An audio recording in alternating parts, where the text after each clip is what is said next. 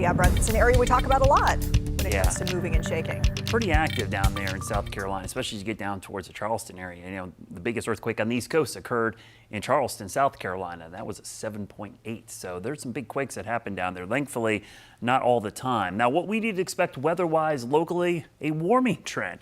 That warming trend is really going to kick off tomorrow in the afternoons. It's really going to start tonight because even though we're going to drop to a low of 50 tonight, that's much warmer than the 30s and 40s we saw this morning.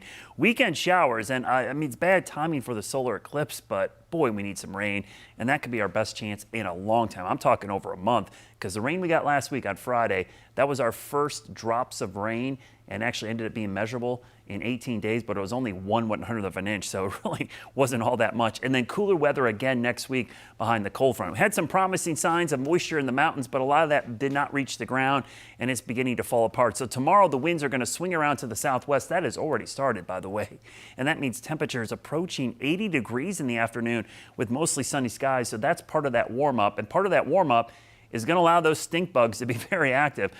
You joked about this last week, but this is serious. After you get a cold snap at night and then you get these warm sunny days, it actually drives the stink bugs closer into your home, especially on the south side of the house, because that's where the sun hits the south side of the house. They're hanging out outside right now. They're looking for shelter inside. So these warm afternoons and these cold nights really allow the stink bugs to be active, with some slightly cooler temperatures in the afternoon by the weekend, probably back in the medium range, but they have been very active already. And eventually you'll start to see a lot of those insects kind of hovering around the windows trying to get in. Now, rainfall wise, interesting setup this week. We've got two tropical systems in the Pacific. They're going to weaken but move across Mexico into the Gulf of Mexico by the time we get to tomorrow. They're going to interact with this cold front, and low pressure is going to form to our south. Now, this would have been a great soaking rain, but unfortunately, a lot of this moisture stays to our south. So just a glancing blow on Thursday of maybe a stray shower here and there. And I'll show you on the futurecast. Tomorrow looks great. Wednesday looks great, but then the clouds really start to thicken up late on Wednesday into Thursday. That's going to be the main impact from that low pressure to our south. Any showers will mainly be in South Carolina and will be incredibly light. But as we go into Friday night and Saturday, the rain chances ramp back up, not because of that low pressure to the south, but a whole different system. You'll see that system forming to our south and passing to our south.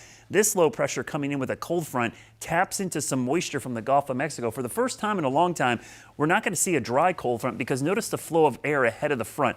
That's the key to getting rain from any cold front. It's just not the cold front that brings rain. You need moisture in place, and we haven't had that for the last couple of cold fronts. Even last week when we just saw a few sprinkles, this will start to pull up heavier amounts of moisture. So you can see by Saturday, 1 o'clock, this is the most widespread significant rain chance I've seen in quite some time, and it literally will be a month. We're talking 4 weeks since we've seen something this widespread, and it could linger into Sunday morning before it moves out. But then behind it, just like we saw this past weekend, much colder air moves in for Sunday into Monday. So when we look at your Guy Roofing 7-day forecast, these mild days, temperatures in the mid to upper 70s, the morning lows in the 50s, that is a pretty mild stretch of weather. But notice the rain chances Thursday and Friday, but really ramping up Saturday.